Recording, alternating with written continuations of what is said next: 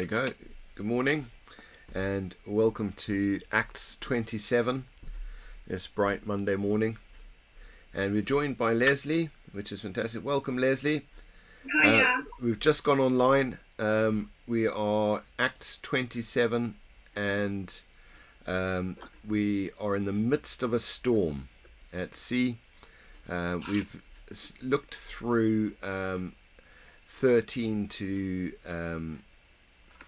38 last time, but I just wonder whether we read through it so our minds are clicked into the last part of this. So I don't know if someone would like to pray, someone like to read, but if we do 13 to 38 and then we'll do the last bit as well. So we get two people to read, one person to pray. How does that work? I don't know, but we'll give it a go. So anyone willing to pray? I'll pray. Anyone willing to read?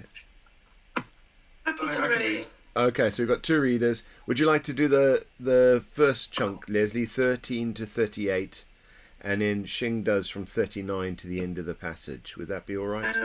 Gosh, that's a big bit, isn't it? 13 to 38. Okay. There we go. So I'll pray first. Lord, we just thank you today for your presence. We thank you for your goodness. We thank you that you're with us through thick and thin.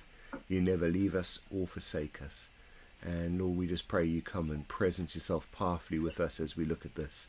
I pray, Lord, that you come and just bring revelation and light and understanding to us. In Jesus' name.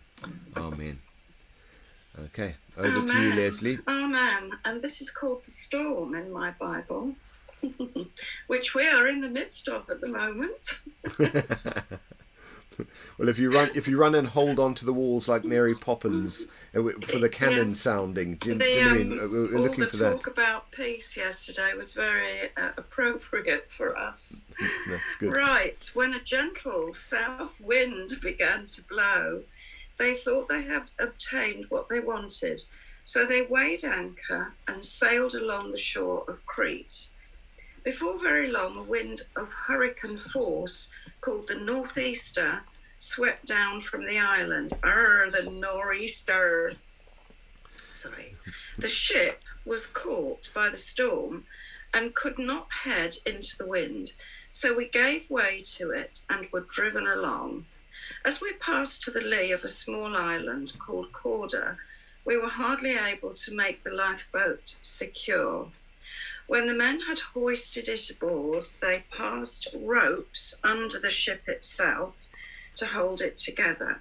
Fearing they would run aground on the sandbars of Syrtis, they lowered the sea anchor and let the ship be driven along. We took such a violent battering from the storm that the next day they began to throw the cargo overboard. On the third day, they threw the ship's tackle overboard with their own hands. When neither sun nor stars appeared for many days, the storm continued raging. We finally gave up all hope of being saved. After the men had gone a long time without food, Paul stood up among them and said, "Men, you should have taken my advice and not sail from Crete. Then you would have spared yourself this damage and loss. But now I urge you to keep up your courage, because not one of you will be lost, only the ship will be destroyed." Last night, an angel of the Lord, angel of the God whose I am, and whom I serve, stood beside me and said, "Do not be afraid, Paul. You must stand trial before Caesar. And God has graciously given you the lives of all who sail with you.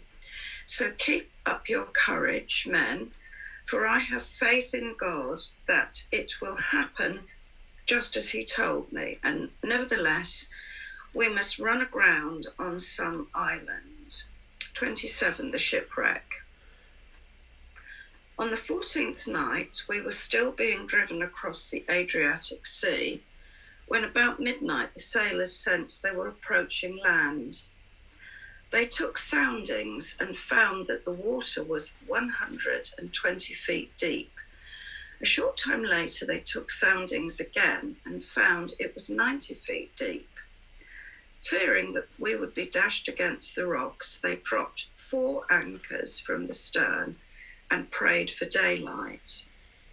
In an attempt to escape from the ship, the sailors let the lifeboat down into the sea, pretending they were going to lower some anchors from the bow. Then Paul said to the centurion and the soldiers, "Unless these men stay with the ship, you cannot be saved." So the soldiers cut the ropes that held the lifeboats and let it fall away. Just before dawn, Paul urged them all to eat. For the last 14 days, he said, "You have been in constant suspense and gone without food. You haven't eaten anything. Now I urge you to take some food. You need it to survive. Not one of you will lose a single hair from his head." After he said this, he took some bread and gave thanks to God in front of them all. Then he broke it and began to eat. They were all encouraged and ate some food themselves. Although there were 276 of us on board, when they had eaten as much as they wanted, they lightened the ship by throwing the grain into the sea. Okay, thanks, Leslie. Is it Shing next? You're muted. You're muted. Yes, should I start at 39 onwards? Yes, that's right. Go for it. When daylight came, they did not recognize the land, but they saw a bay with a sandy beach, where they decided to run the ship aground if they could. Cutting loose the anchors, they left them in the sea, and at that time untied the ropes that held the rudders. Then they hoisted the foresail to the wind and made for the beach. But the ship struck a sandbar and ran aground. The bow struck fast and would not move, and the stern was broken to pieces by the pound of the surf. The soldiers planned to kill the prisoners to prevent any of them from swimming away and escaping. But the centurion wanted to spare Paul's life and kept them from carrying out their plan. He ordered those who could swim to jump overboard first and get to land. The rest were there to get on planks or on other pieces of the ship. In this way, everyone reached land safely. Well, so we're focused on the bit from 39 onwards. I just read the rest to give the context a little bit today, just so we can move forward. But Paul's promised that no one would be lost out of 276 people on board, and this ship would have probably been 100 foot long, and that's kind of its capacity. And after 2 weeks of battling a storm, which Paul had warned them about, they end up in this state where they can see land ahead, and they hoist the sail to get to the land, but they can't see. There's a sandbar in front of them, and they run into that. And when the ship's stuck fast, they're getting pounded by waves, which just begin to break up the ship. And we've got this happening. You've got the soldiers wanting to kill people, because they were responsible. Their lives were on the line for the lives of their prisoners. Basically, if a soldier let a prisoner go, they could be killed in their place. And so there is an incentive to think, well, we don't want to take any risks here, and and so that's the state of things. But the centurion who just favors Paul has said, no, we'll trust Paul's word. No one will be lost. And they go overboard. The swimmers first. You've got scenes like the Titanic in mind. There's a lot going on here of how you leave a ship that's breaking up and how you organize people to do that. There's a lot of different elements going on here. But I'll just open it up for discussion, and I see Leslie's hand is already up. Go for it, Leslie. Well, it just strikes me that even though they didn't take Paul's initial advice not to sail, there is still a plan of redemption here. There's still advice on what to do. Paul's initial advice has been proved to be correct. So I guess that's given him a little bit of authority in knowing, what to do. And he still comes up with advice that saves lives. It doesn't save the ship because they haven't done what was said. So that's it, really. It's just my excitement that even though they disobeyed the good advice, there was still a good way forward. Yeah, and I think that's just the favour of God. They all deserve to perish at sea for not listening in the first place, but in actual fact, Paul's going to Rome, and God says, "Yeah, and I'll give you everyone with you." There's absolute favour and grace, and I think they recognise that. Well, they will as soon as they hit dry land, I'm sure. You can understand people kissing the ground when they arrive on land. I think these guys would have hugged it. Do you know what I mean? I remember hearing stories of shipwrecks in Scotland, and people say you never cling to a rock as tight as when you're in the sea. You don't cling on to things as tightly as that unless your life's in real peril. So these guys Go on, Leslie. Sorry, but also Paul doesn't say, "Well, I told you so, you silly lot. It's, go and take your chances now." He's still graciously hearing the Holy Spirit and still able to speak favour into what's happening. Where you and I might have said, "Well, blow you, you should have listened to me." But there's no record of him saying that. Maybe he thought it. Or he's just so about seeing people saved that he just wants everyone saved as well. I just we don't know. It's a argument on the silences, but I totally see we could take it either way. Steve? I lost where I was now.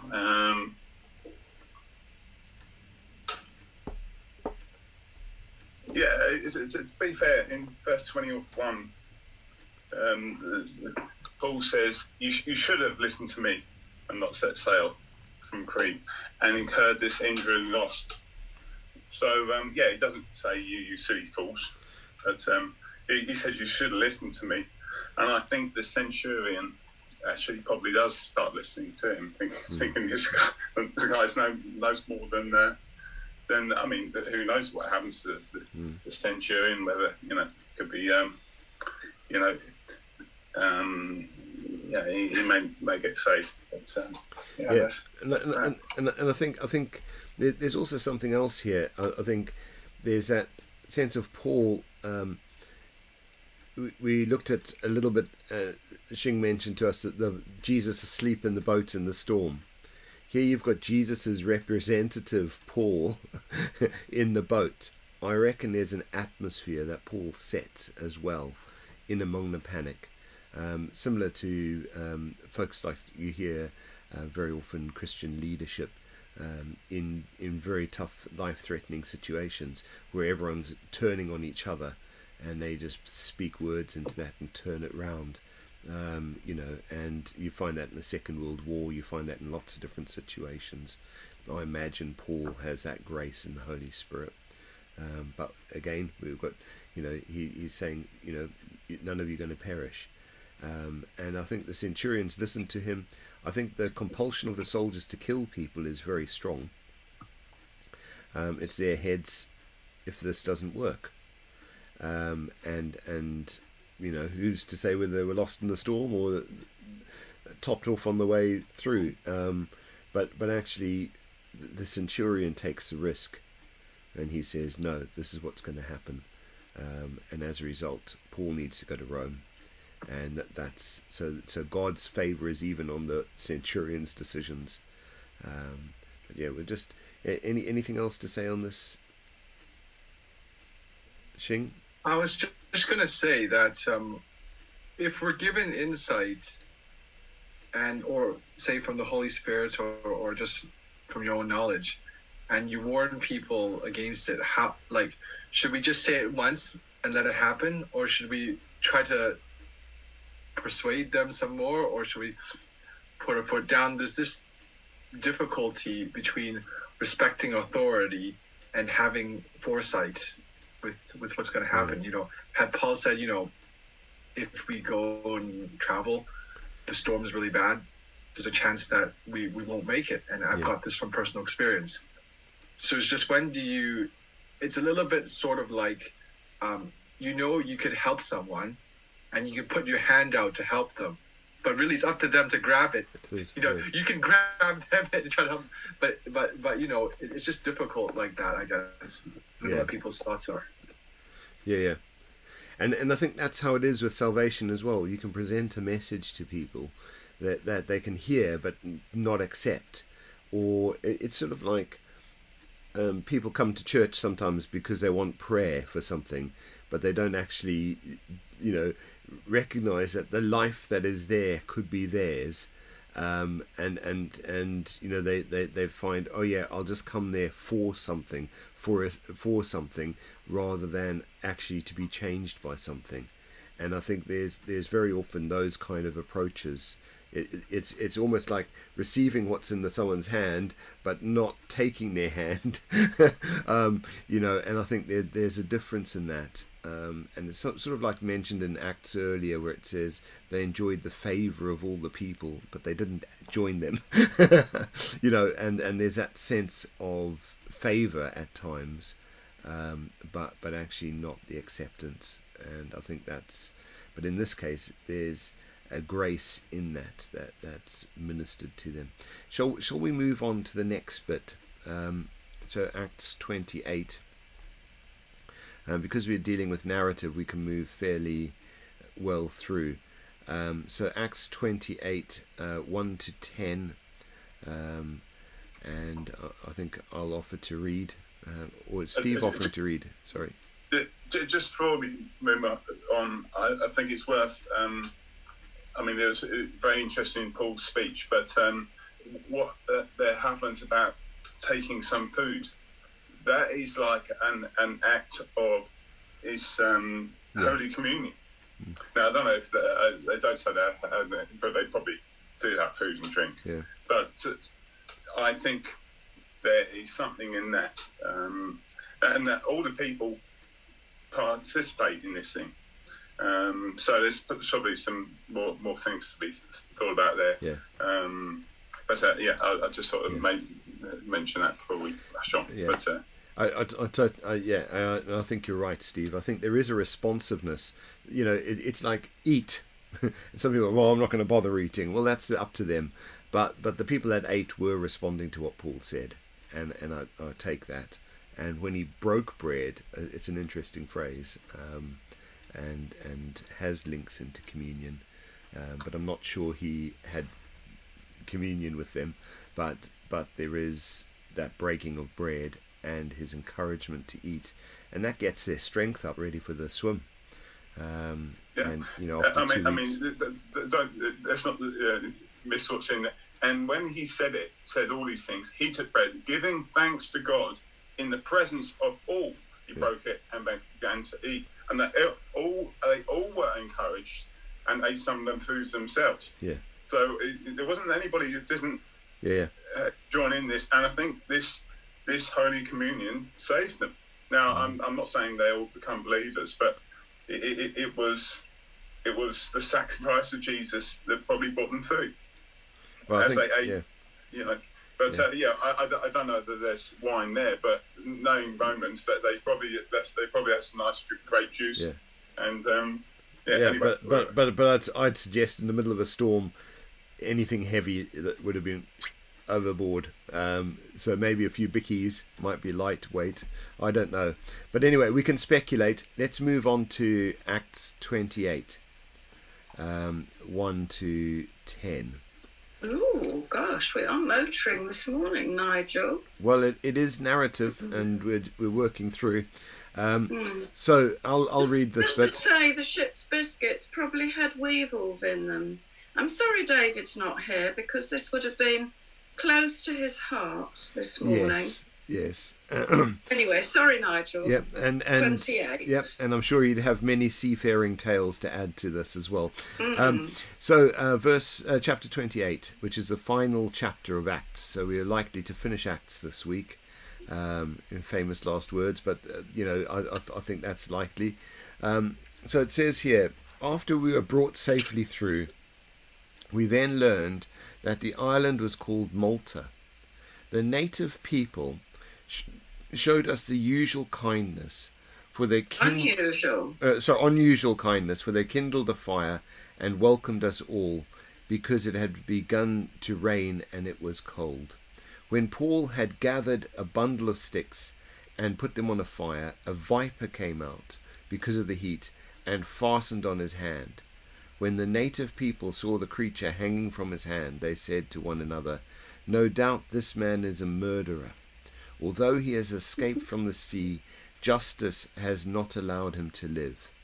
He, however, shook off the creature into the fire and suffered no harm. They were waiting for him to swell up or suddenly fall down dead. But when they'd waited a long time and saw no misfortune had come to him, they changed their minds and said that he was a god. Now, in the neighbourhood of that place, where lands belonged to the chief man of the islands, namely Publius, who received us and entertained us hospitably for 3 days, it happened that the father of Publius lay sick and with fever and dysentery. And Paul visited him and prayed, and putting his hands on him, healed him. And when this had taken place, the rest of the people on the island who had diseases also came and were cured. They also honoured us greatly when they were about to set sail, and they put on board whatever we needed. So this is quite something. I think it shows the people knew Paul was a prisoner. I think it was obvious who the prisoners were. I think that would have been something that stood out. They said this man must have been bad. I mean, he's been bitten by a snake, poisonous snake, a viper.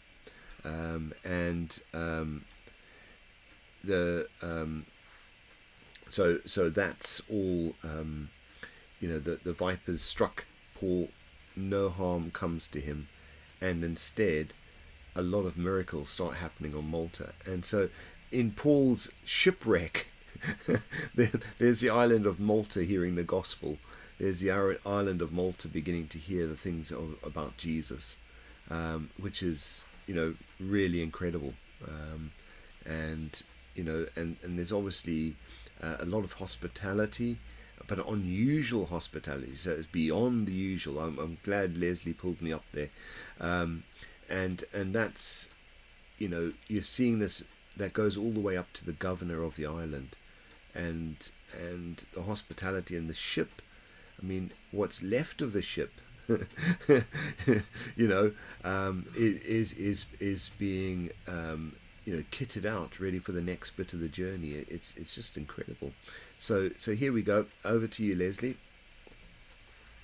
I find it amusing that in verse 6 the people expected him to swell up or suddenly fall dead, and after waiting a long time and seeing nothing unusual happen to him, they changed their minds and said he was a god. But it's this idea of this group of people all sort of sitting there, peering at Paul and waiting for him to explode somehow, and then going completely from their judgment that he must be a murderer to then turning it into, oh no, he's probably a god then. It's interesting, isn't it, how we make these judgments.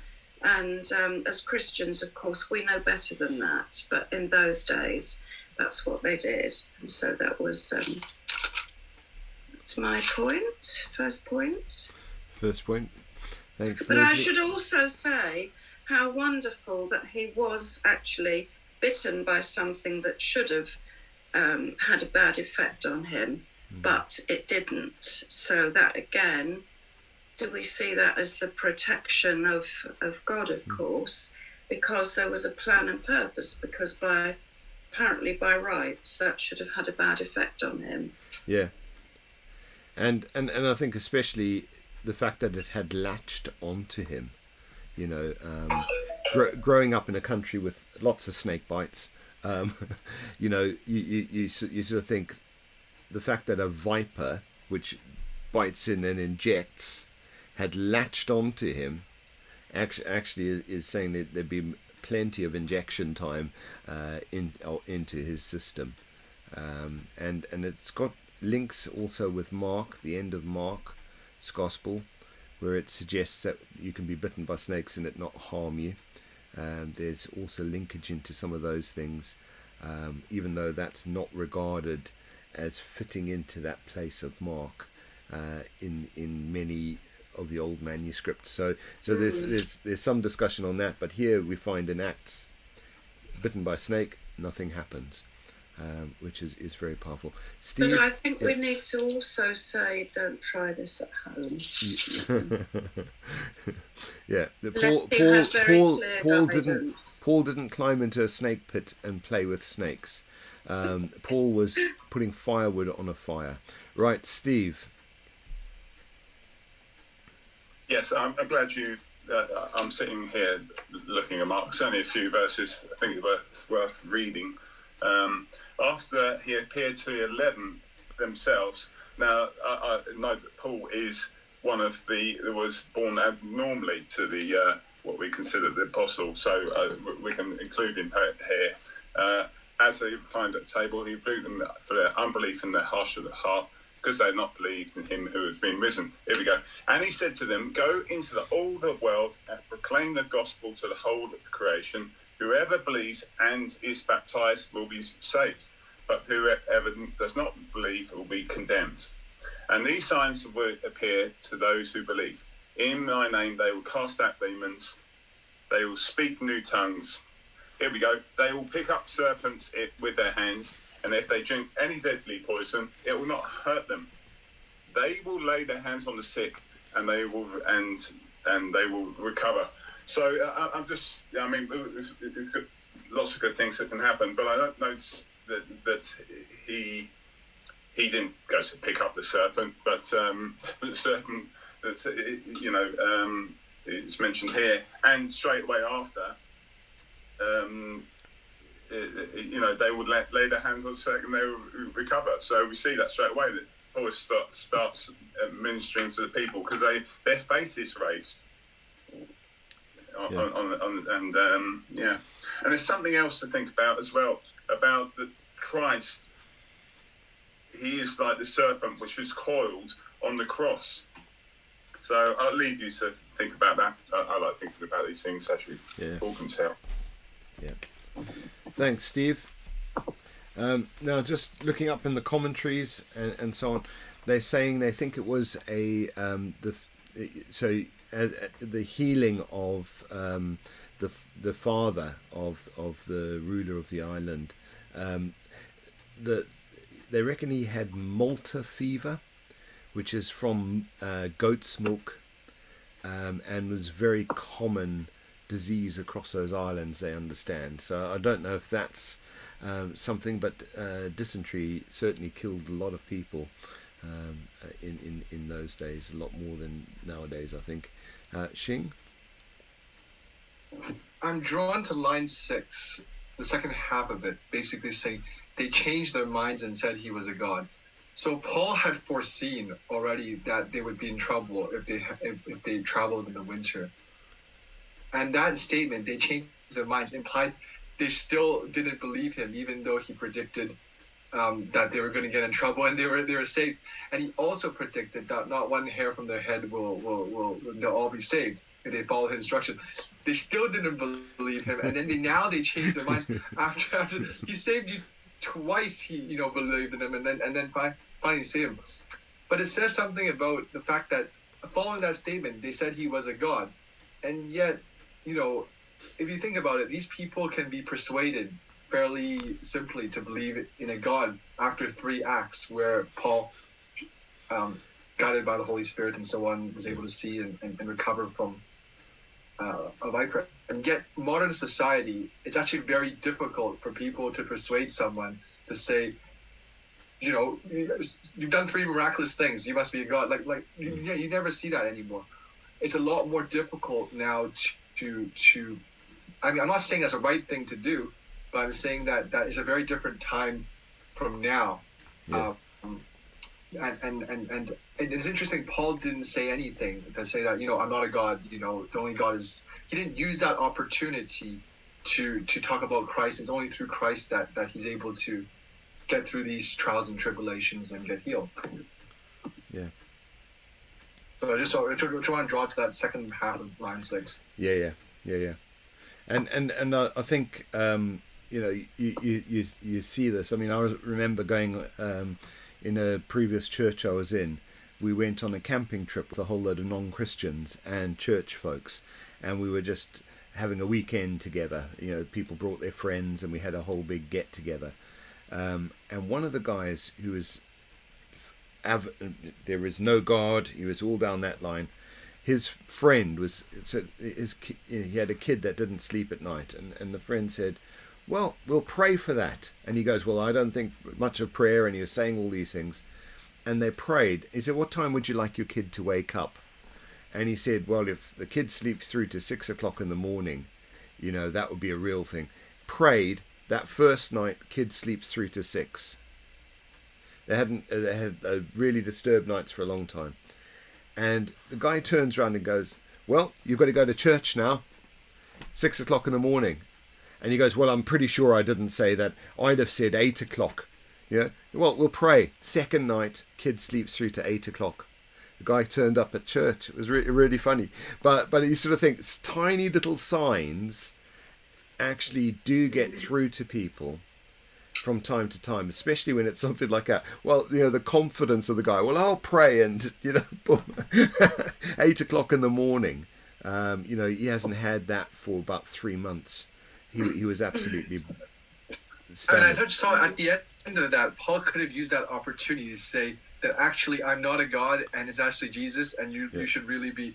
There's an opportunity there. Obviously, it's not written in the text, but he could have really persuaded more people to follow Christ. Because, you know, and he left it open because there's nothing. We don't know he didn't, though. It's just not recorded. Yeah.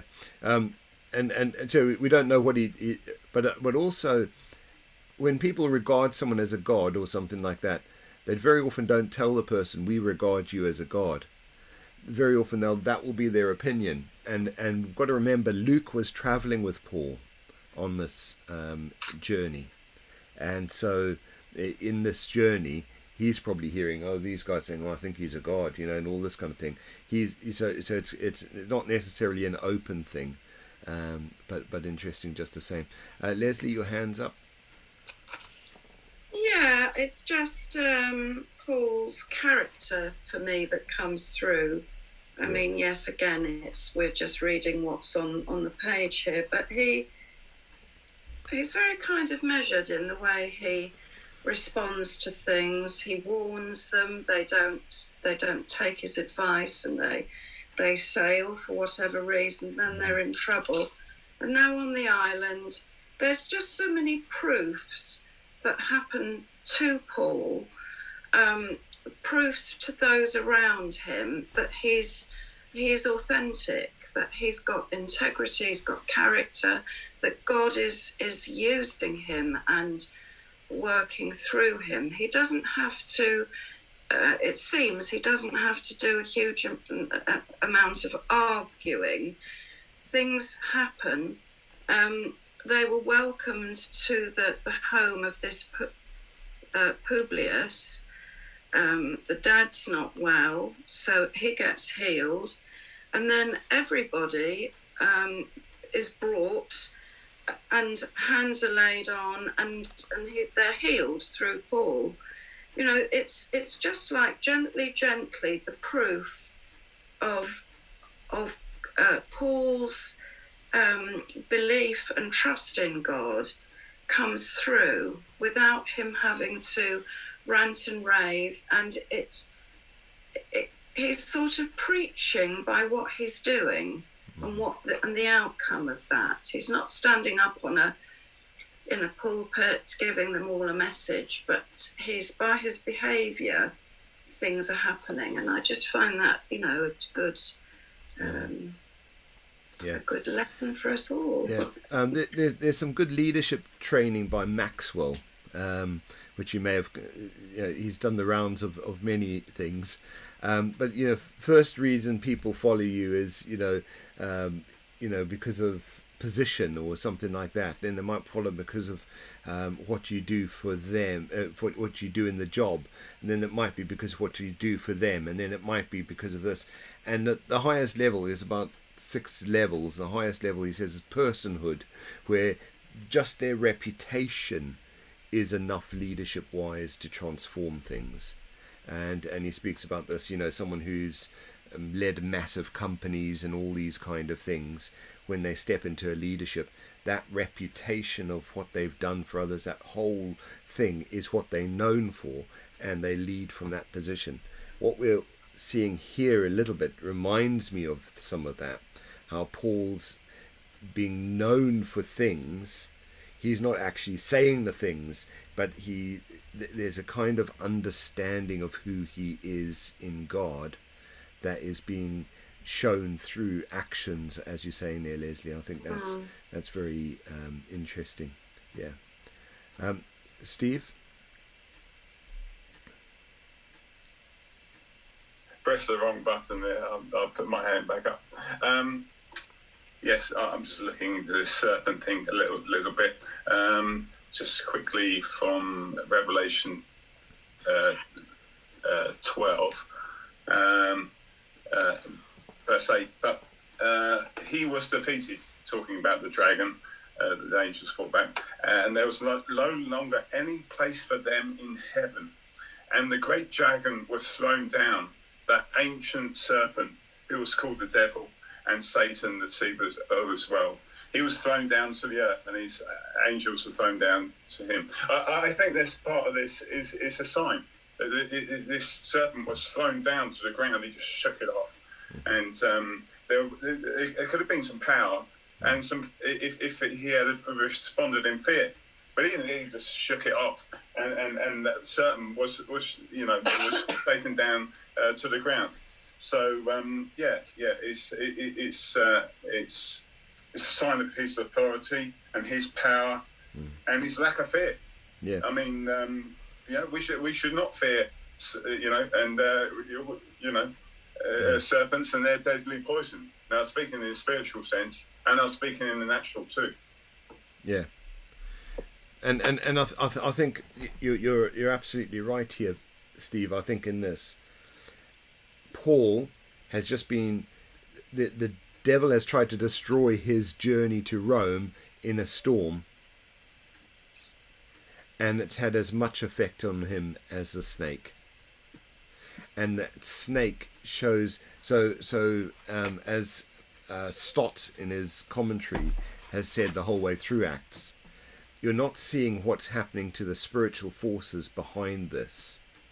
Revelation, you see the backstage, you see what's happening behind the scenes. Here you see the front of house, what's happening, and actually in this there's a perfect symbol of what's happening in the demonic realms. And so the linkage to the snake and the lack of impact of the snake and the snake's final destruction in fire is also, there's so many linkages there. I think you're spot on there, Steve. There's a powerful illustration just with the snake that people in Walter may have missed, but actually when you're looking at the passage, kind of ties in with the shipwreck and ties in with the final end of evil as well. Yeah, I should have gone on slightly. And verse 10, I heard a loud voice in heaven saying, now the salvation and the power of the kingdom of our God and the authority of his Christ have come down. For the accusers of our brothers So they're talking about, oh yeah, this guy must be a murderer, and look, he managed to escape out by the sea, but justice will get him. They were saying, but so they're saying, yeah, he's just accused and he's guilty, but he's, yeah, he's got no place in me. These accusations, and that's what. It's something to think about. Also, the accusations of the enemy, make sure they have no place in us. And I could go on and on. I love Revelation. Any book of the Bible is great, but and they're conquered him by the blood of the Lamb, by the word of their testimony. So I'm going to go back to this where they were eating, drinking. It said he broke bread.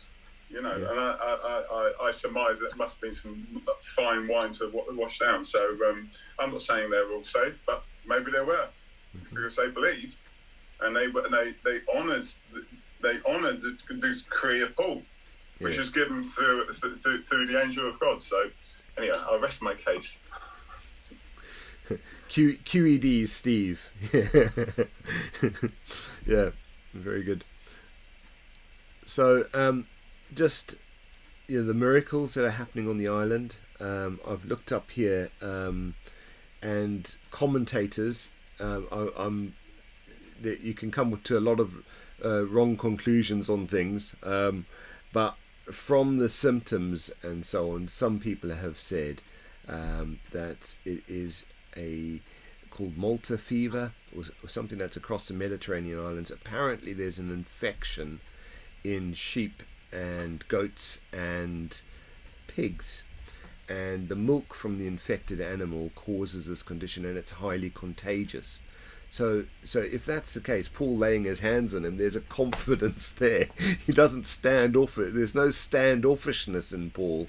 He steps right in, lays hands on him, and brings healing. If it is that disease, I mean, lots of things can cause dysentery, and lots of things can cause those things, but actually this is this is what people say is common in those Mediterranean areas, or was common, and so if he drunk infected pig's milk or infected goat's milk or something, it could cause this. So I just think, but Paul's boldness, stepping forward, praying for healing, and his praying for everyone on the island, every needy person they're praying for, and it seems to indicate that they were all healed. There's a mighty outpouring of God's grace on Paul, and look, he's got the grace to say, don't do this. There's a warning from Paul, don't go, it's going to be disastrous, stay in the Naf harbour rather than go out in the sea. They ignore that, they go out in the sea, the grace of God is on them, they're not destroyed at sea. Paul then says, actually, an angel's appeared to me, so there's another word of God into this, an angel's appeared to me, you're all going to be safe. Then Paul saying, eat something, they all eat something, they end up diving off the ship into the sea, and then the grace of God is on them, they're all safe. The prisoners weren't killed, they're all safe. And then on top of that, then a serpent attacks, Paul shakes it off into the fire, then the favor over everything the whole way through. It's like Paul's bulletproof. Any situation that comes to him to knock him down, he ends up better off. It's just an incredible situation. And the ship must have survived the storm, which is another remarkable thing. Or was it another ship? It's not really clear, but it sounds like they kitted the ship out. So it must have survived and been repaired. Steve, and then Leslie. Yeah, it should be noted how you get the atmosphere to change, so that all. I'm just noting that, and when it's taking place, the rest of the people on the island who had diseases also came and were cured. So yeah, it's like they also honoured us greatly, and when we've talked, it's just it's where there's faith, and it gets traction, and then you get this corporate thing that There's no limiting to what Jesus can do. Mm-hmm. And on the opposite, where you get this unbelief, and that's corporate, or especially amongst the people, it's Lord says I can't even can hardly do a thing there. And I've found out actually this is not just corporately, but it's so obvious. It's also within us to have these two minds. The heart's maybe it's a grain of faith in there, but then the head's saying, "Oh no, it's disbelieving." You got to get them in one. Mm-hmm. You got to say, Anyhow, enough of me dissecting what was going on, but you know what I mean. Hopefully. Yeah.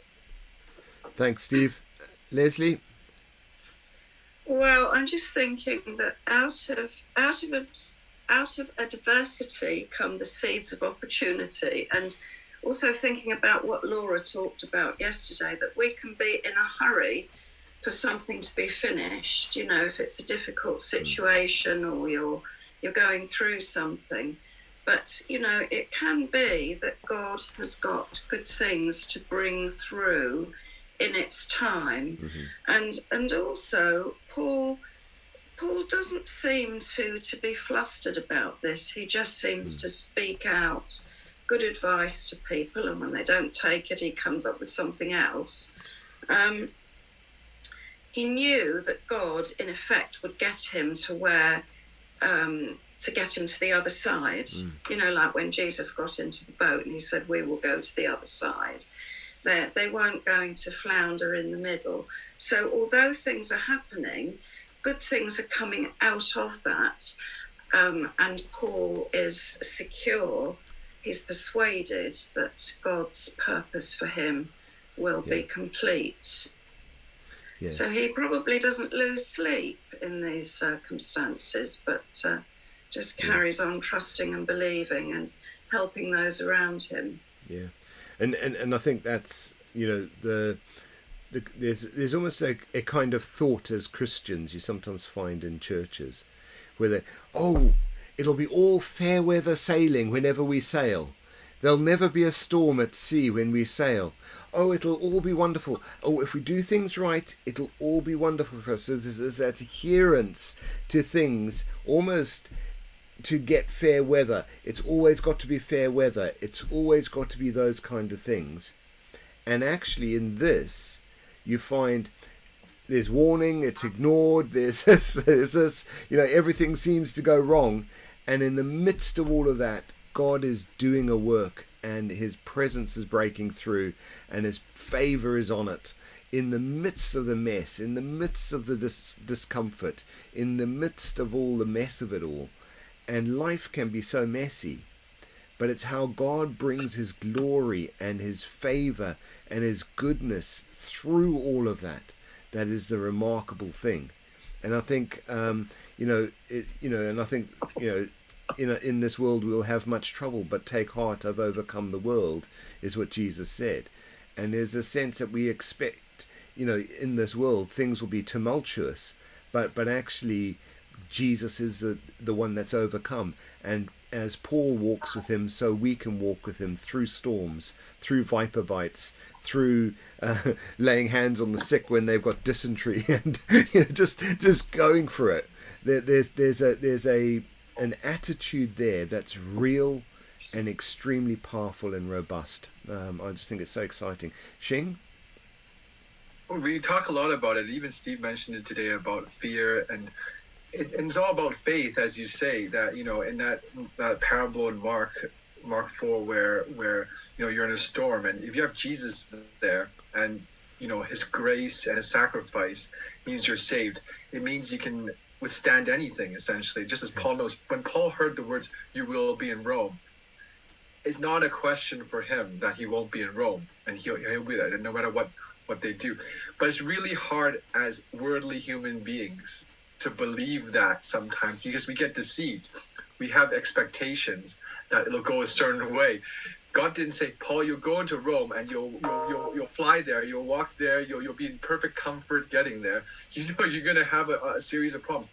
We create these expectations for ourselves and then as soon as something that doesn't occur according to our expectations, right away we panic and we worry and so on. But putting that trust and faith in God is not easy, because we're deceived by the devil who plants these thoughts in mind. It's going to be horrible. You're going to suffer when you're in Jerusalem, or you're going to get... And his acts is just over and over again a testament of Paul's courage, his faith, his resounding, and how he sets an example for all of us. You know, he's not Jesus, but he's actually a model for us as human beings, how we should be. Brilliant. Couldn't have put it better, Xing. That's a sermon in itself. Very good. Well, very, very well put. Leslie?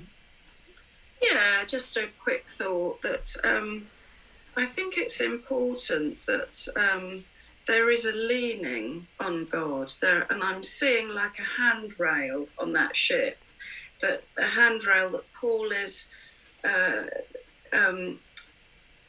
unconsciously or consciously in his life, in all he's doing, he's holding on to something that is very solid. But there is an activity that we have to do in the adverse situations, and not the panic, but the solid knowing that we're holding on, we're leaning on something that is absolutely trustworthy.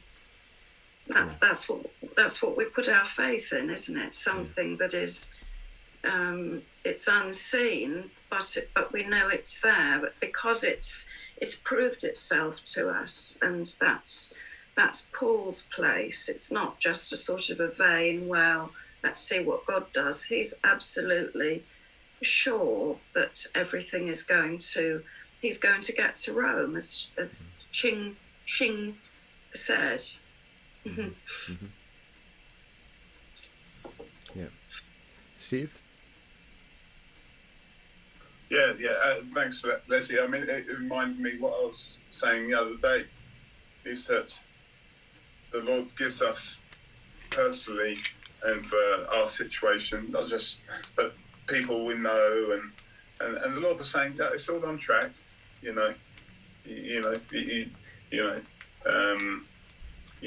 can't push his schedule really ahead of track, and see, he knows where you'll drag your heels. You know, but he's got that old factor in. I'm not advocating dragging your heels. It says the Lord knows the end from the beginning. He saw. Yeah, it's all written in the books anyway.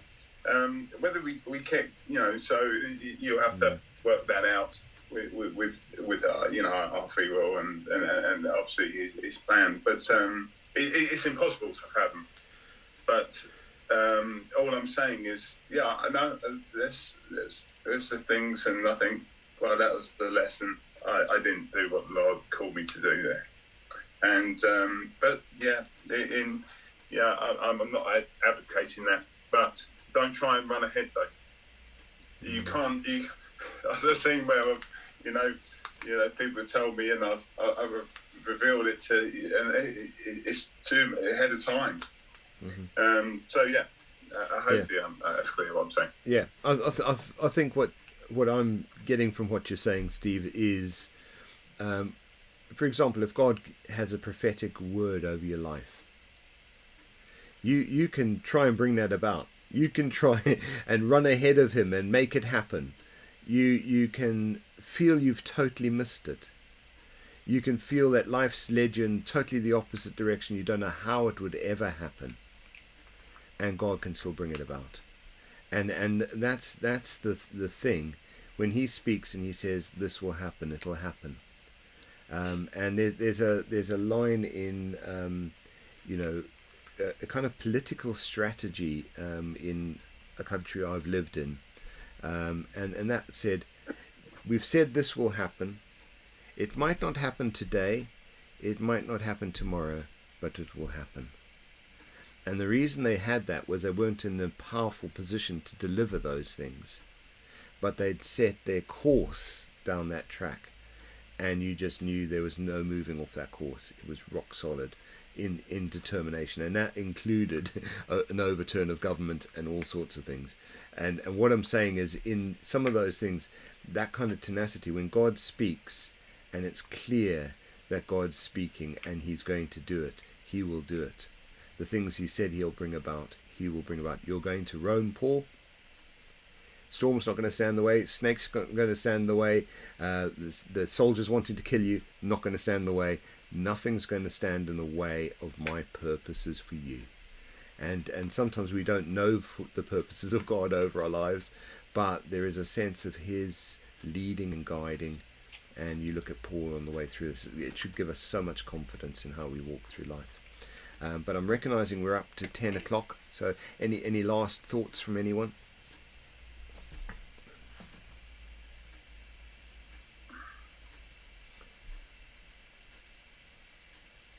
Okay. Well, it's all a good outcome, isn't it? All the sick were healed. The dad was healed, and they were honoured. They honoured them in many ways, and when they were ready to sail, they furnished them with all the supplies they needed. So even then, through everything that had happened, they were supplied through the very people that had been perhaps a little bit unsure of how to treat them. They were prisoners after all, weren't they? Yeah. But everything came good. Yeah, it did. Thanks, Leslie. Steve? Yeah, thanks again, Leslie, because you spurred me on another thought. I thought of Job. See, he had all his you can't take it to the nth degree, but he had all his possessions were stolen by the enemy. And in the end, even here, the enemy sold all the physical things they had that were on the ship. And Paul knew that was going to happen. However, in the island, because of the favour of God, they had all the stuff they need for sailing with. So it was all in one sense, all that stuff that was on board was lost, but they had whatever they needed to go onwards. Yeah. Thanks, Steve. Go on, I Leslie. do have one question though. What did they use for a ship? Because the ship was broken, unless it was repairable. Well, we see it in verse 11, probably, but that's the sin of going ahead. Sorry about that. In a ship that had wintered in the island. Well, I did need the answer to that question, because I would have been worrying about that this morning. Brilliant. Thank you for reading ahead, Steve. But we'll do the next exciting instalment tomorrow.